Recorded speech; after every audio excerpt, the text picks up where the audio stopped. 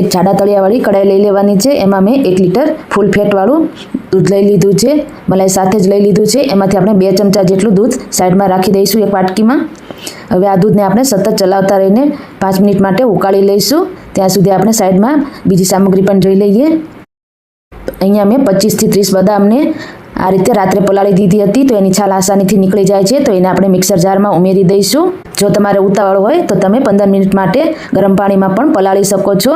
હવે આ બદામને આપણે થોડું દૂધ અથવા પાણી ઉમેરીને ક્રશ કરી લેવાનું છે, એકદમ સ્મૂથ પેસ્ટ બનાવી લેવાની છે। હવે આપણે જે દૂધ બચાવ્યું હતું એમાં આપણે કસ્ટર્ડ પાવડર ઉમેરીશું। તો અહીંયા મેં 2 ચમચી વેનીલા ફ્લેવરનો કસ્ટર્ડ પાવડર લઈ લીધો છે, એ ઉમેરીને આપણે સરસ રીતે મિક્સ કરી દઈશું। તો અહીંયા આપણું આ કસ્ટર્ડ ફ્લેવરવાળું દૂધ બનીને તૈયાર થઈ ગયું છે, તો એને આપણે સાઈડમાં રાખી દઈશું અને આગળની પ્રોસેસ જોઈ લઈએ। હવે અહીંયા 5 મિનિટ જેટલો સમય થઈ ગયો છે, તો આપણું દૂધ આ રીતે સરસ રીતે ઉકળી ગયું છે।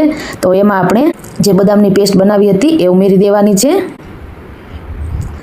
અહીંયા તમે આટલા માપથી બનાવશો તો 4 થી 5 ગ્લાસ જેટલો બદામ શેક બનીને તૈયાર થઈ જાય છે।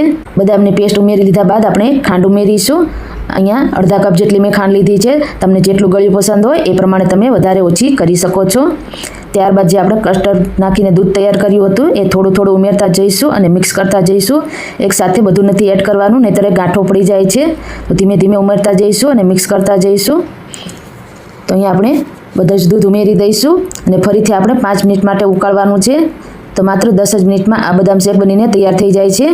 હવે અહીંયા મેં 2 ચમચી ગરમ દૂધમાં કેસર પલાળીને રાખ્યું હતું, એ પણ ઉમેરી દઈશું।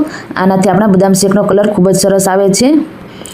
જો તમારે અહીંયા ઇલાયચી પાવડર કે વેનીલા એસેન્સ ઉમેરવું હોય તો ઉમેરી શકો છો। અહીંયા મેં કસ્ટર્ડ પાવડર વેનીલા એસેન્સવાળો લીધો છે, એટલા માટે નથી ઉમેર્યું। હવે અહીંયા 10 મિનિટ જેટલો સમય થઈ ગયો છે કુલ, તો 10 જ મિનિટમાં આપણા બદામ શેક બનીને તૈયાર થઈ ગયો છે, સરસ ઘટ થઈ ગયો છે। તો હવે આપણે ગેસની આંચ બંધ કરી દઈશું અને આ બદામ શેકને ફ્રીજમાં ઠંડો થવા માટે મૂકી દઈશું। બદામ શેક આપણો અહીંયા ઠંડો થઈ ગયો છે ને એકદમ આ રીતે ઘટ્ટ થઈ ગયો છે।